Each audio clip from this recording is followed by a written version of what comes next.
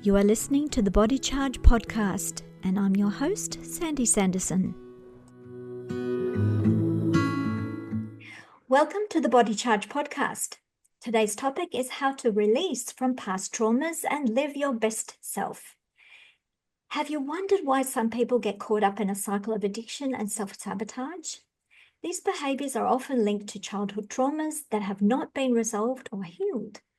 It's emotional baggage that gets carried forward as negative self-talk to pollute future life experience and relationships. My special guest today is Richard Tierney, author of Trauma Recovery Anonymous. The book describes his recovery from being stuck living out his adult life emotionally as a 12-year-old due to an unresolved trauma. He made a decision to heal from it and developed a practical psychological method to release himself from the pain of emotional attachment. The method is so successful that he now teaches others to help heal from past traumas in just 3 hours. Wow, that's amazing. When I read that, I thought, oh my gosh, that sounds very revolutionary, Richard. And thank you for coming on board and sharing your story with us. Sandy, thanks for having me. I really appreciate being here. I'm really looking forward to our chat. Thanks for having me. Yeah. So my first question is, what happens with the process of grieving as a result of a trauma, and what happens when we suppress it and we don't let that process happen the way it should? It's a bit of a catch-22. Even the idea of saying to somebody, I can teach you to cure yourself in 3 hours. Most folks have had trauma for 10, 20, 30 years.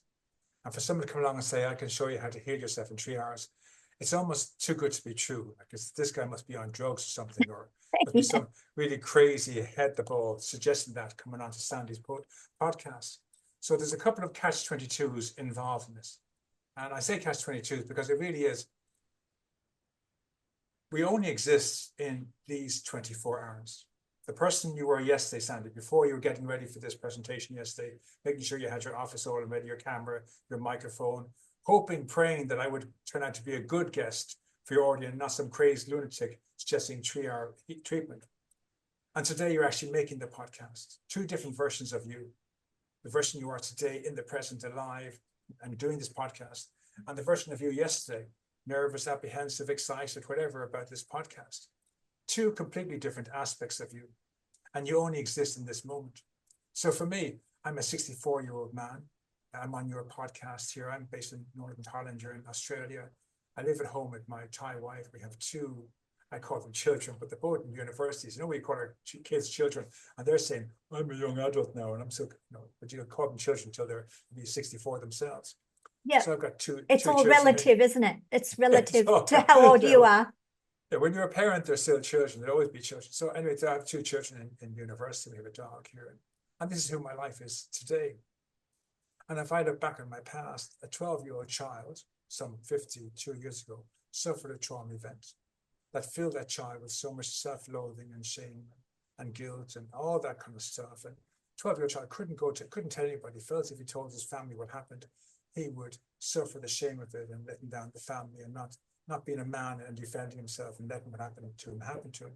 And all that stuff stunted his growth. So he was growing physically, but he was still stuck in that space of being a 12-year-old child, suffering that event over and over again, month after month, year after year, until he's in his late 20s and he's not able to have a relationship with a grown woman because he's this stunted human being with an emotional mindset of a 12-year-old child.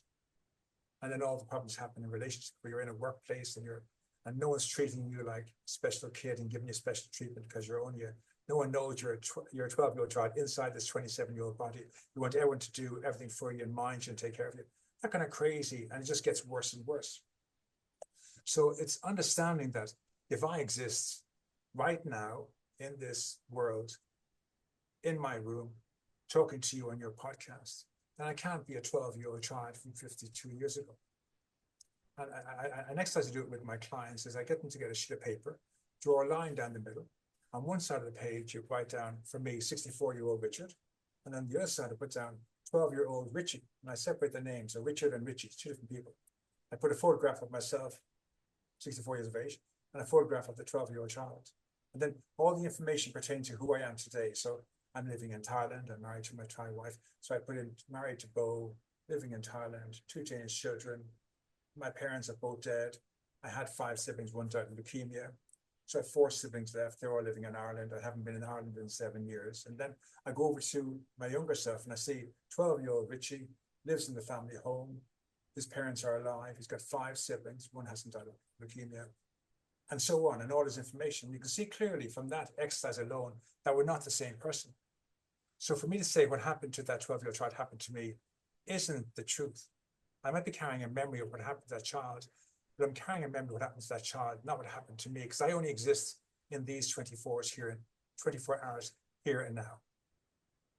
So what you're saying is the difference in the concept is time, you're time traveling, or if you don't move forward into the now, you stay stuck in the past. You bring your child with you into the ever present, and there's a discordance. You can't.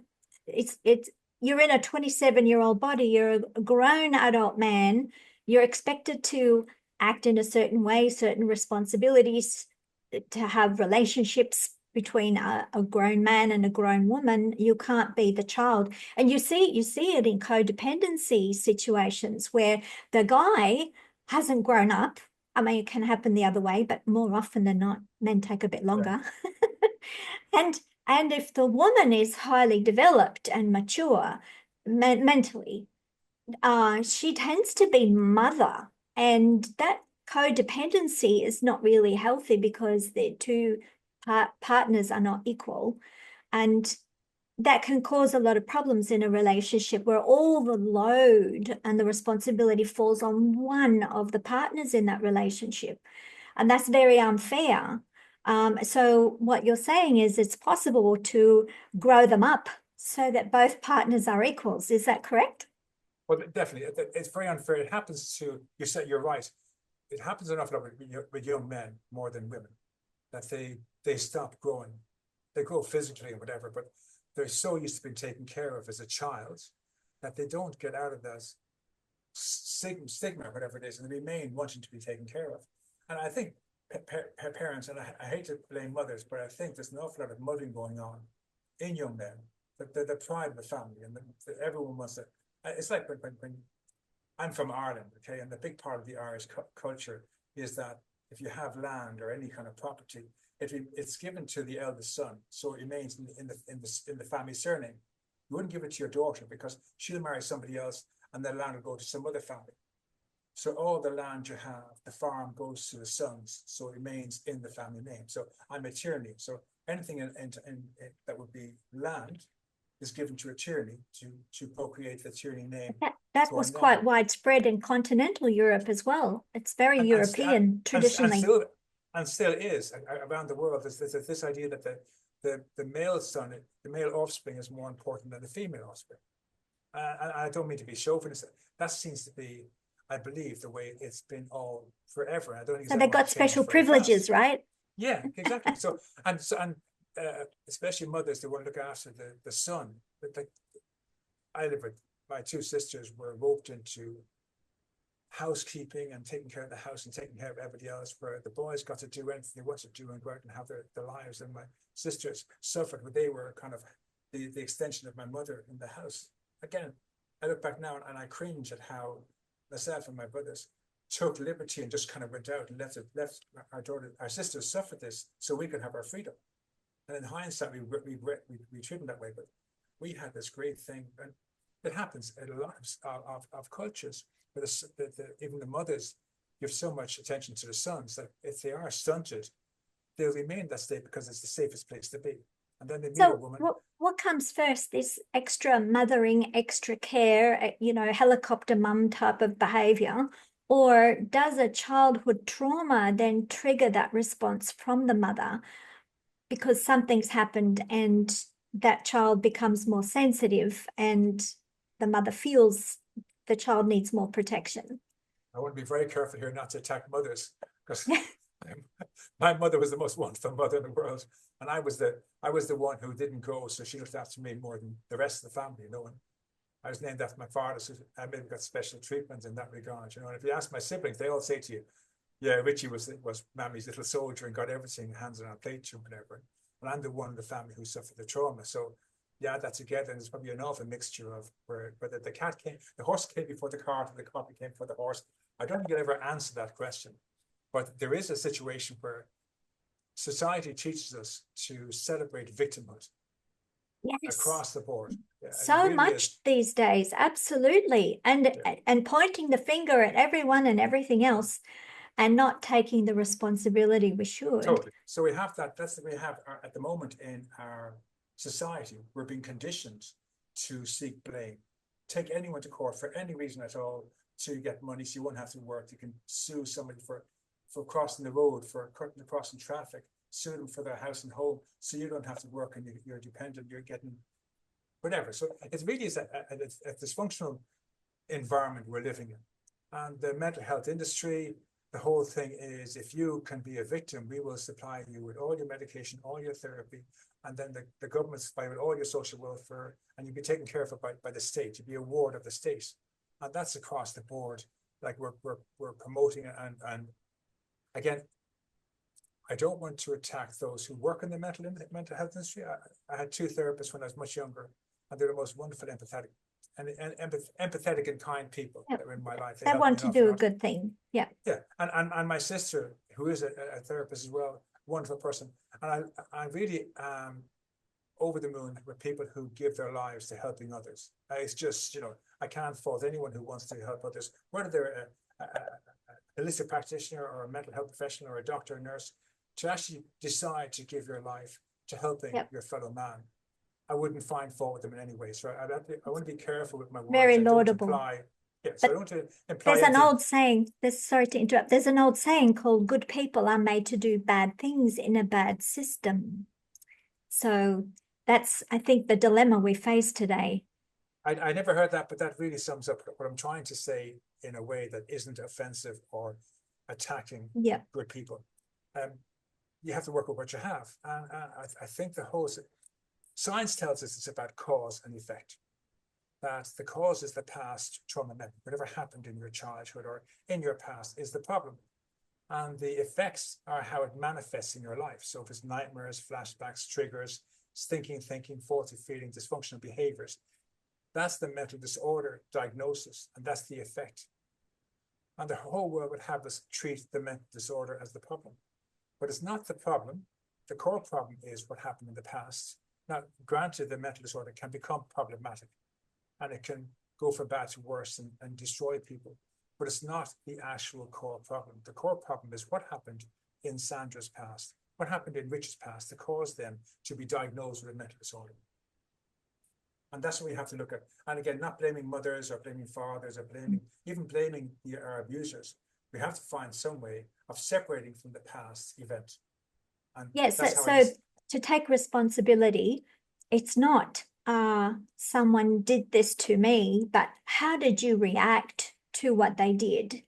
Because at the end of the day, when we take responsibility for our reactions, our emotional responses, and we can learn, takes a bit of practice, to control and to discipline our emotional reactions so it doesn't affect us what other people say. You know, sticks and stones may break my bones, but names will never hurt me. You know, the old saying when you're a kid in school. Trying to get away from needing other people to give you reinforcement and, support and tell you you're great. Not needing that. You got to know yourself how good you are. You got to know yourself that you're a valuable human being with lots of gifts. And I think that self-knowledge is what's not encouraged enough when we're growing up. We're just sort of dragged up a lot of the time. And then we have to, as adults, learn those valuable skills. I believe there was a time, I go back to my childhood, I'm 64 years of age, so 50 years ago, Ireland was completely different to it is now. Every family went to church on a Sunday. They celebrated God in the home, in the school, there's Bible study in the classroom. You went to your confirmation and your communion and all the other you celebrate Lent and you'd stations across. Everything that was Christian, you would do in Ireland. It was a very strong Christian Catholic faith. And in England, it was a very Christian Protestant, Presbyterian, Anglican faith. And both countries supplied the most amazing evangelistic priests and pastors around the world. I mean, they just had this tremendous ability. And America in the early 1920s, they started producing the most amazing priests and pastors and ministers in the Christian faith in all the different 45,000 different denominations, and they all produce amazing, you might call it apostles or disciples, to carry the message. And I do remember in my childhood going to Sunday school and mass. Father O'Flannery was also Irish. There you go. But there was a connection there that you knew your neighbors and your family, and it was very much you celebrated this with your neighbors and with your family, and everything was connected. And in Bible study in the classroom as well, there was a great sense of, you just did an hour of Bible study in the classroom. When you left the classroom, you didn't go and beat up somebody or tease them or bully them. It would rub off on you and you behave in a way. It was brilliant. And then they started taking the Bible out of the classroom, and no more religious classes, and then there's no more whatever. And suddenly we got a stage where God is taken out of the home, out of the whole community. And suddenly it's like you have to fend with life on life's terms without any spiritual guidance. Without any higher power. Any higher power, spiritual guidance. You couldn't, if you went to a church, they would tease you about it, or there's something wrong with you or something or whatever. You wouldn't go to confession, you wouldn't go to talk to a priest. I remember in my 30s, you were getting married, you had to see a priest before you got married. You had to just chat with the local priest, yourself and your fiance, to talk about your commitment and learn all that kind of stuff and how you raise your family, your children. And then they stopped all that. And they started taking all the spiritual out of our families. I think we paid a heavy price for it. I think it really did. There's children who are growing up today who have no understanding of God in their lives, or that God can be in their lives. Or respect for the ritual of marriage and what it is to actually have a union like that. It's not just a legal agreement. So so we're human beings and we have a soul. I don't care what religion you are or what spirituality you are. I don't know if you're an atheist or an unbeliever. We all know we have a soul. And very simply, in this moment, if I smile, my whole persona will change. I can be in the depths of depression. I can sit here in front of you, Sandra, and start smiling and looking at the flower blowing your background, or that picture of the girl on the wall behind you, or your wonderful blue top you're wearing, and start smiling. And in that moment, everything changes about me. In one moment, because I've smiled, I've activated my soul power. And suddenly the depression is gone. If it's only for 3 minutes, the smile can relieve you of despair, depression, and despondency for even 3 minutes at a time. Then you think, if I can get 3 minutes of peace of mind by smiling, if I do it 20 times, that's an hour. If I get used to doing 20 of these for 3 minutes, well, then I could do that for 8 times and I get 8 hours of peaceful sleep. And we start learning that our soul is very powerful. We talk about broken spirit, broken soul, wounded soul, hole in our soul. There's all these messages we get, subliminal messages saying to us, we have to protect our soul. That's the essence of who we are. What you're saying to me is that there is a higher self, which is what you say the soul is, driving this car, this body vehicle. And the science has discovered when you smile, just reminded me of those studies, the nerve messages sent to the brain that your face is smiling, and the brain says, oh, now I have to agree with that by sending out the good hormones, the neurotransmitters that make me feel happy. So it matches the muscles in my face. Amazing miracle.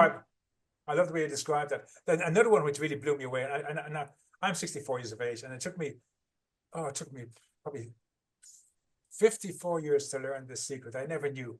It's a Christian about prayer. I never understood this, never knew this, and this old elderly Protestant minister lives in my town here. I'm a Roman Catholic, so I was lost my faith, my belief in the Roman Catholic faith years ago. And when I came to town and got married, I got a Jesuit priest who became my mentor, and he taught me about God, whatever. And then I went from there. Because it was still Catholic, so I tried a Baptist church and a Presbyterian church and Anglican and Protestant. And this the last time I met this Protestant minister. We'd meet once a day for a year and a half for breakfast, and he would explain to me about Jesus and Christ and all that. And I wanted to, not just for myself, but I have 2 young children at that time. I wanted to give them that they could decide for themselves if they wanted to be God oriented or not. But I would certainly put them on the first step. So this guy explained to me that, now this, I love this. God answers all our prayers all day long. The problem is we don't realize our prayers are our self-talk. The things we say to ourselves when we think no one's listening, they are our prayers. So it's not the prayers you learned in school or you learned at church or you learned at your mother's knee. Your prayers are your self-talk. So if you're saying to yourself, I hate my life, I have depression, I have PTSD, no one likes me, I'll never meet somebody, I'll never get married, I'll never settle down, I'll never get a girlfriend or a boyfriend, or I'll never get a job. These are your prayers, and God answers them tenfold. God doesn't deal in feelings because he's given us a book of instructions and free will. And if we use our free will and we read the book of instructions, we'll know how to talk to ourselves. And our prayers are always what we're saying to ourselves. So I'm sitting here in front of you. I could be very quiet. And you look at him and say, he looks like a healthy guy. And inside I'm kind of going, I hate my life. I want to die. I hate everything about my life. These are my prayers, and God answers them tenfold. So like you said, where you smile and the transmitter in your brain says, okay, I'm smiling, it better send signals. The same thing with a prayer. If we can change our prayer and say, up until this morning, I believed I was depressed. But sitting in Sandra's podcast and listening to Richard, I'm deciding now, I feel happy, joyous, and free. And that's your new prayer. And then say that prayer for, 30 days. And by day 10, you'll find yourself happy, joyous, and free. You won't know what happened, but suddenly God's thinking, oh, Sandra's changed her prayer now from being depressed to I'm happy, joyous, and free. This is her new belief. Okay, that's her new belief. Let's give her happy, joyous, and free. And then you learn, stop thinking, I'm scarcity and poverty. You say, I'm a multimillionaire. I have a job. I've got getting a promotion. Suddenly someone offers you a job. Someone offers you a promotion. You're kind of going, this is crazy. But just by changing your mindset. By changing our self-talk, we have to learn to change our self-talk. And if we're going to address self-talk, I tell my clients, give God a second chance. You have nothing to lose. So here's the thing. The Bible says that when you're going to give God a second chance, don't do it in public. Don't tell any of your family. So if you're an atheist or a non-believer and your whole tribe are atheists and non-believers, don't do it in front of them. Go into your bedroom, lock the door, close the curtains, turn off the lights, climb into the wardrobe and say, okay, God, Richard said, if I give you a chance, you're going to give me peace of mind. So I want wealth, and I want a good job, and I want a partner, and I want a marriage. These are the things I want. Give them to me now. Show me you love me. Give me these over the next 30 days. That's conditional love, isn't it? But whatever. So you're telling God, I want you to show me that you care about me. I don't believe you care about me. Richard says you do. And if I ask you, you'll give it to me. So I want you now to give me peace of mind. Give me happiness, joy, serenity. Love. Give me love, a good feeling, a good self-acceptance. And that's your prayer. And just do that every day in your wardrobe. And then maybe in a year's time, you feel more confident. And maybe when you're out, you'll do it when you're walking or whatever. And maybe one day you might change your tribe and join some Christian tribe. But if you never join a tribe and never go to a church or a denomination or a man-made religion, that's okay. As long as you're having a personal relationship, but you change your self-talk and you give God a second chance to let him prove to you that he cares about you. So I think we need to. So who's in charge really then in that respect? We have to have the intention and we have to follow the instructions, and then we can drive that car, right? Very good.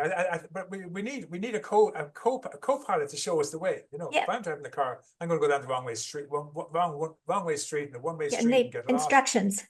Yeah. So you have someone just to say to you, okay, and you learn to pick up the instructions very easily. So what happens is, as you do this more and more, you'll find yourself maybe lying in bed, and a thought will come to you, and it'll be a thought not your own thought, but it'll be a thought of taking an action that just kind of goes, my God, that's amazing. And you jump up and you do it immediately. Don't leave it for a while. Do it immediately. Write it down. Make some sort of action in it. And that's God talking to you. And you'll know very well what's God and what isn't God. If it says to you, go and kill your family, well, that's not God, okay? And if it tells you, tell your boss to have his job, that's not God. But if it says, apply for work somewhere else, and then when you get a new job, then tell your boss to shove his job, that could be God. You know, kind of stuff. You learn to, as you do this conversation, learn to trust your gut feeling. Trust. And that's the whole thing. We have to understand the past didn't happen to the person that you and I are today, Sandra. I'm a 64-year-old man today. I can't go back and be a 63-year-old man or a 60-year-old man or a 12-year-old child. That's not my journey. My journey has been a 64-year-old man, husband and father today, therapist on your podcast. I can't go back into the past. I can't change the past. And I can't even call on my young 12-year-old self to come into the present and deal with my shit in the present. He's a 12-year-old child. He wouldn't be able to do that. He wouldn't be able to deal with a wife and children. He's a 12-year-old child. So how I think I can go back into the past and deal with his life for him when I know he couldn't deal with for my life in the present. It's like you kind of realize when you have that page and you see yourself and the younger self, you realize bringing the past into the present. It means bringing the death and decay of the dead thing into a present, and it's destroying everything it touches. Yes, and you get wrapped up in fear. People can't get over their fear, and so they keep running away. Instead of solving the problem, solving the issue, they run away from it and hide with drugs and alcohol and all sorts of things that numb and dumb down their senses so they don't have to deal with it. But the only time you should be hiding in your cupboard is to say that prayer of good self-talk, right? Well, yeah, cool. Yeah, the sad thing, they're not even running away. They're running back. They're running backwards to the pain because it's a safe place. The pain we know is safer than the pain we don't know. And for myself, the devil you know. Yeah. So the pain I know of being a victim when I was 12, that's my safest place. All my life, I will always feel safest in that space of pushing everybody away and closing in on myself and curling down. And that's my safe place. And that's where I want to go and live. But I know my life is in the present. So I have to try and be an adult in the present with my adult wife and with my adult mother-in-law and my 2 young children who are going into very mature. They can't have my genes because they're going into two very mature children, adults. So they must have my mother's genes that have nothing of mine. But like my changing and growing has helped them to grow into solid human beings. And we have to realize that what happened in the past didn't happen to me. It's none of my business. Yes, and it also comes down to coming back to taking responsibility, what kind of lifestyle you lead. Are you eating good, nutritious food and caring for your body and getting some exercise, not exposing to chemicals, doing the best you can to live life well? It sets a good example for your children as well, because if you self-care, then you're sending out the message that you are valuable and you're not a victim and that you are in control. And so when people don't do that, they become a victim of stress. Fear creates more stress, anxiety. You can't get away from the demons. They keep chasing you. They're just your own negative thoughts. People have to realize that they can just take control, make a decision, because their soul has been given the freedom to make those decisions, to make those calls, and just do whatever's necessary to grow up, let go of those old fears, and know that, as you said, it happened to somebody else. It happened to that person a long time ago who you are no longer, right? But the one thing is, many people have tried to just let go of the past, pretend it didn't happen, like bury their head in the sand. It doesn't work. Suppression doesn't work. So we have to find some way of giving the past back to its rightful owner. So I had to find a way of actually taking this baggage from my shoulders and from my chest and give it to that 12-year-old child and say, 12-year-old Richie, here's your crap back. I'm giving it to you now. And he's there saying, thank God, I've been trying to get your attention for 40 fucking years. Give me back my crap. And once he gets the crap from me, he steps into the light. And when he steps into the light and he steps into the mansion we prepared for him in our Father's mansion, the release I feel in my body, mentally, physically, emotionally, spiritually, it's very hard to describe it, but that weight is gone from my shoulders. And now if someone asks me what happened to 12-year-old Richie, I can tell you about what happened to him, but I don't feel it because it didn't happen to me. So I don't have the baggage and details anymore, so I've given them back to him. I have the memory. We're meant to have all our memories from the day we're born till the day we die. Every memory, every event we have a memory of, unless we get dementia or something, but we're meant to have all our memories, but we're not meant to have the details and the baggage of those memories. Yes, that's not ours. They were meant to be educated and learn as they shape us into better human beings. Yes. So that reminds me a little bit of being reborn, isn't it? It's like a rebirth into a fresh new you. It's like a baptism in a way. It is. It's your own baptism or your own rebirth. You're basically, I did this presentation. I use a lot of holistic practices to create this environment where we see our younger self in the clouds, surrounded by a host of angels, and he's looking down and saying, Richard, what the fuck? Sorry, excuse my language. What the hell do you think you're doing? Carrying my baggage for 50 fucking years. Give me back my crap. I want to leave this plane of existence, but I can't go until I have all my baggage, all my details, and you're blocking me from crossing over. You're a part of my abuse now. you're sabotaging my chance to move on into the light, and you're sabotaging your own life by bringing it into your present. So give it to me now. And I kind of go, okay, and I lift it off my body, and I see these angels carrying it and give it to him, and he takes one piece out, hugs it, and gives it over to the light, and it goes. At the end of the event, which takes about 2 hours, the release is profound. Yeah. And then once stuck energy is dissolved. Just dissolved completely. I love that phrase, stuck energy. So once it's gone, then you do the 12-step program of undoing the learned dysfunctional behavior of the mental disorder, which was a diagnosis. It wasn't who you were. It was someone's diagnosis of how it affected you, but it wasn't who you were. We have this idea, the terrible thing is, people believe that if they're given a diagnosis of a mental disorder, then the mental disorder defines who they are. But this was just a diagnosis. Then they're another victim again, right? Yeah, but this is just a diagnosis of the manifestations of the trauma. With the trauma gone, there's no longer any rhyme or reason to humor the manifestations. So you get to undo the learned dysfunctional behavior of the mental disorder through these 12 steps, one at a time. Yeah. First one is, I wasn't the target. I'm not a victim in any situation, no matter how bad things get to me. Sandra drops me. She says she's not going to post my posting. It wasn't about me. She made a decision for herself. My wife leaves me. It's not about me. She made a decision for herself. My boss fires me. It's not about me. He made a decision for himself. This kind of stuff. So you can let it go. Decide. Yeah. So you let go of the idea of victimhood for the rest of your life. So whatever happens in your life, you're no longer a victim. Go with the flow. Go with the flow. Just I'm going with the flow. Whatever's happening in my life, no matter how bad it gets, I'm not the victim. I'm not the target. And that's the first step to breaking free of any mental disorder. Because then you're not mentally ill. There's not something wrong with you. I'm perfectly okay the way I am. Yeah. People may not like me. People may not want to work with me. But that doesn't change the fact that I'm okay. For them, they don't want to work with me. But that's nothing to do with me. That's their own judgment. So it's like a symptom, like getting a cramp. When you get magnesium, so I sell in my business Elektra Magnesium, transdermal magnesium products to relax muscles, to make you feel calm. It's very easily absorbed through the skin. Elektra Magnesium solves the issue, solves the problem, but you are not defined by your cramps because you've got solutions to the problem. So you can make decisions to do something to get your balance back. And your magnesium is part of the solution, you know? It is a part of the solution. It's not a part of the ongoing. But being diagnosed with mental disorder and being medicated for that is part of the problem because you're still staying in the effects, in the victim and the effects rather than treating the cause. Yeah. But your magnesium is treating the cause. It's relieving the cause. Yeah. So it actually is a long-term. It's a good part of the solution. So what you offer is part of the solution. What I'm trying to offer is part of the solution. We learned to stop humoring the effects, celebrating the effects. We are not controlled by them. Exactly, not defined or controlled by the past, allowing it to rule us in the present. So what happened to that 12-year-old child? None of my business. What happened to me yesterday? None of my business. My business is now being here in this podcast with you. That's my whole life right now. That's great. We've got a few minutes left, Richard. Okay.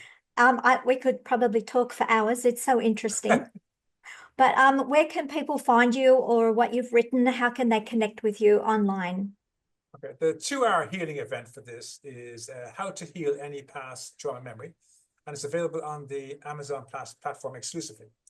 And when you've completed the 2-hour healing event, you then do the 12-step program of Trauma Recovery Anonymous, which is available on Amazon and on any other book platform.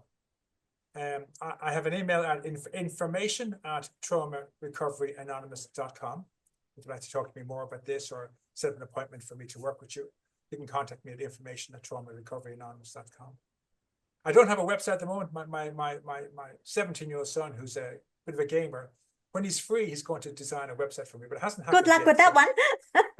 Exactly. So when it happens, it happens. It may be next month. It might be 10 years time. Whatever. But we'll put that little connection underneath the YouTube video. You're wonderful. Thank you very much, Sandy. I really enjoyed being with you. Your language, your concept, been wonderful. Thank you very much. Thank you too, Richard. You have a great day. Thank you. God bless you all. Give them a second chance. It doesn't cost you anything. I hope you liked this conversation and will share it with others. Hear more from Body Charge on iTunes, Spotify, Stitcher, and wherever you get your podcasts. Subscribe to our newsletter to get updates on blogs, podcasts, videos, and magnesium special offers, at electromagnesium.com.au. Relax, recharge, and recover.